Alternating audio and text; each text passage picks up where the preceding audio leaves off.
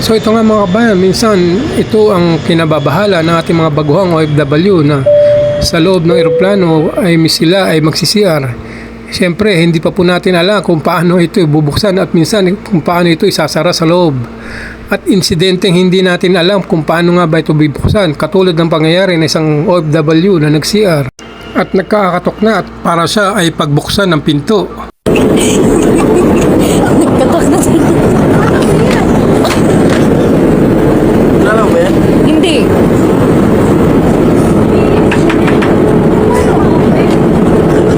Baka sira. Baka may sira yan. Wala, nilalak niya. Oo, buksan niya. Kasi ito ko kulay green yan kanina. Oo, hindi niya ano.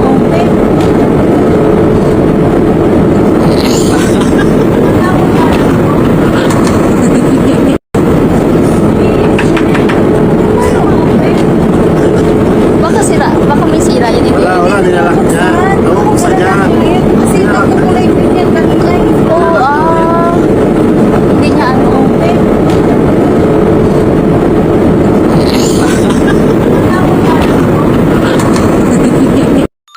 Sa totoo lang, mga kabayan, meron naman pong instruction yan sa loob kung paano po bubuksan ang pintuan sa loob ng CR or pintuan ng CR mula sa loob.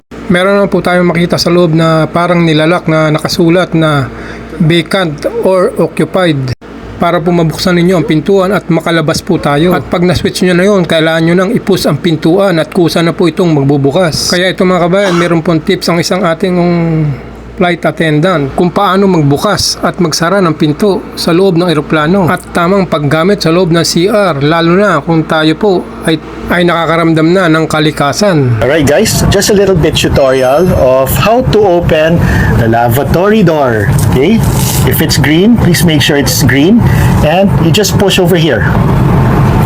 Ayan siya.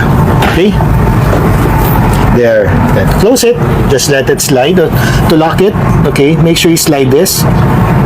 There's a hanger area over here, and just to close it after using, just let it slide. Okay, you don't have to press anything. Again, just press this. Hindi nyo dudukutin dito yon, ha? Dito yon. Sa inyong mga request na ituro ko kung paano gamitin ang toilet or CR sa eroplano, ito na yung video. Okay? I-share nyo to para malaman din ng mga iba nating mga kababayan na nagbabiyahe at hindi alam kung paano gamitin ang palikuran. Kaya tuloy nahihiya sila na gumamit at hindi tumatayo kahit ihing-ihi na o taing-tain na talaga. Ngayon mga wakwak, i-follow nyo to step by step. Ayan, klarong-klaro yan. Itong ginagawa ko, pag i-EBS kayo, ganyan ang gagawin nyo, maglagay kayo ng tissue dyan sa gitna ng seat cover para yung mga EBS nyo didiretso at hindi siya magkakaroon ng mark pag pina-flush nyo na. So ayan mga wakwak, di ba? Malinis talaga. Huwag kayong mahiya at huwag kayong magpanik. Kailangan nyo lang talagang presence of mind.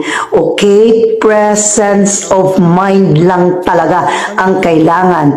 At bago kayo lumabas sa toilet, lagyan nyo rin ng seat cover. Toilet seat cover para courtesy doon sa gagamit na sunod. At huwag nyong kalimutan na hugasan ang inyong mga kamay para hindi naman kayo manimaho paglabas nyo sa CR. Merong hot and cold ang ibang eroplano. Siguro yung ibang mamumurahin na airplanes, wala silang hot and cold. Meron lang sigurong cold. So ayan mga wakwak, mamili lang kayo. Hugasan nyo mabuti ang kamay. Ayan, pagkatapos, punasan nyo ang inyong mga hands. Diba? Ganon. At punasan nyo rin yung lababo kasi courtesy nga. Diba? Kasi courteous kayo sa susunod na gagamit. At siguraduhin yung itapon nyo dyan sa iyang basurahan. At merong ibang toilet, meron silang lotion, may suklay, may toothbrush. Pero kung wala, mag-ask kayo ito sa mga flight attendant para makapag-toothbrush kayo pagkatapos nyong kumain. At meron ding mga perfume. Sosyalin din yung mga perfume sa eroplano namin. Mga wakwak, lalo na sa business class at first class. Ayan, di ba? Ang bango-bango na ng aking kamay. Hindi na mabahong Eva Bush. Oh, tingnan mo ang perfume pa. Perfume din tayo kasi para hindi din tayo baho paglabas. At baka may katabi kang gwapo or gwapa at maamoy-amoy ka na mabango. At eto mga wakwak, isa pa, kung nagkaroon kayo bigla sa eroplano, meron ding sanitary pads. At ito naman ay ang sick bag. Dito ka magsusuka kung ikaw ay nasusuka.